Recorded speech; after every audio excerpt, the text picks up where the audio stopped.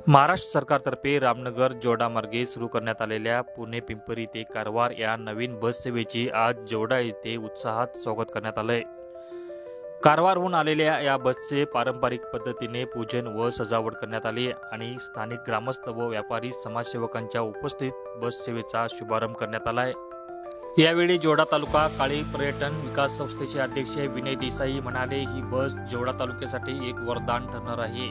बेळगाव येथून संध्याकाळी 5 वाजता सुटणारी ही बस आता जोडा मार्गे धावणार असल्याने प्रवाशांना मोठा दिलासा मिळाला आहे।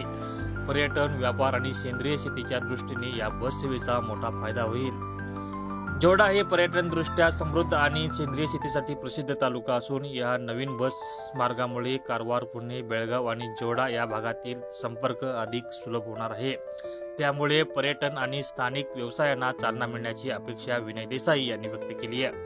या शुभारंभ सोहळ्यात ग्रामपंचायत अध्यक्ष चंद्रमा मिराशी, सोसायटी अध्यक्ष दिवाकर देसाई, सोसायटी संचालक संतोष सावंत, कुणबी समाज जिल्हा अध्यक्ष सुभाष गावडा, रफिक खाजी, मांबू कुंडलकर, दत्ता गावडा, दिवाकर कुंडलकर, बाळू मिराशी, सुभाष वेळीप, आनंद पोकळे, दत्ताराम देसाई, बाबूराव देसाई, वनिता नाईक, अरुण कांबरेकर, विनोद देसाई, सतीश नाईक, किरण नाईक, तुकाराम मिराशी, प्रभाकर मिराशी आदी मान्यवर उपस्थित होते। स्थानिक नागरिकांनी या बस सेवेच्या प्रारंभाचे स्वागत करत महाराष्ट्र सरकारचे आभार मानले।